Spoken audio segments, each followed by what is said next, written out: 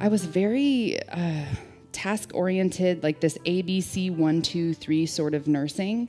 I'm not sure if this is here yet, but in America we do so much charting that it's hard to make a human connection.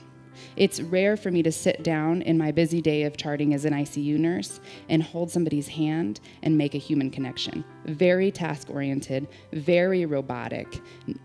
It's structured. I think, in general, it dehumanizes healthcare. In general, it does, but especially the death and dying procedure. So I would literally go from the operating room, and I would prep somebody for surgery, get the surgeon scrubbed in, and then I would go help somebody die in the emergency room. That's just it. It's not much thought went into it. I was crazy judgmental. We have a couple gangs in my town, and they're rivals. So a gang member came into the emergency room one day. I was the charge nurse in the operating room, and I get a call that there has been a gunshot wound to the head. Gang-related activity, it's not looking good. And me being this judgmental person that I was, I thought to myself, internally, I thought, why should I go take care of this patient? He doesn't want to take care of himself. What the hell am I doing? And I got mad. I was really upset that I had to do this. And then I get the call that we are bringing the gang member to the operating room. And then I was pissed. And I was like, you know what? I don't want to do it. I was talking to my anesthesiologist as we were going down to the emergency department to get this patient. And I was like, this is BS. I don't want to go down and do this with somebody. I don't have time for this shit. We get down to the emergency room, and his death was imminent.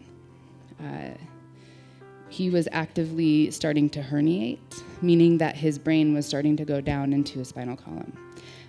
If we didn't get him to the operating room, he was surely to die now. And so the neurosurgeon wanted to try. And so we take the patient into surgery, pep him, we get everything. I literally got done scraping the brains off of his head. And the neurosurgeon said to me, hey, can you go talk to the family and just tell them we're doing everything we can, but it's not looking good. And I was like, sure, no problem. I'll go down. So nonchalant, stoic, sort of judgmental Jessica walks into the waiting room. And in the waiting room, I'm expecting to see maybe 30 gang members, people that were there with him. I don't know, maybe a neck-tattooed girlfriend. And when I walked into that waiting room, I think that he had 30 members of his family there. Mom and Grandma came up to me, and I told them exactly what the neurosurgeon told me. I said, yeah, well, hey, we're doing everything we can, but it's not looking good. Nothing in my presentation portrayed that I cared at all. When I said this, Grandma dropped to her knees and just started screaming. And the mom just stared at me in disbelief. There's no room for judgment in death.